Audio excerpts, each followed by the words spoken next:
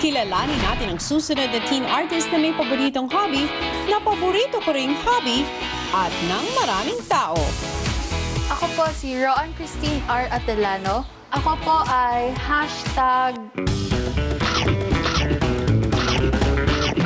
#kain pa more. Pero nang dahil sa hobby na ito, may mga pinagdaanan siyang kadalasan di pinagdadaanan ng mga kabataan ngayon. Simula po nung kinder ako, nag-transfer po ako sa isang private school. Doon nagsimula yung pambubuli sa akin. Nag-continue yun hanggang grade 3 na po ako. Wala akong friends. Sinasabi nila na balyena, baboy. Yung feeling na as a mother, syempre na-hurt ako.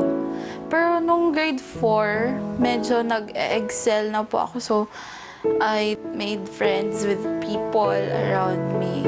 Simula po nung nagkaroon po ako ng friends, nalaman nila na kumakanta nga po ako. Parati po akong pinapakanta sa mga school programs. Kilala na po ako ng marami. Parang napahiya yung mga nambubuli sa akin before.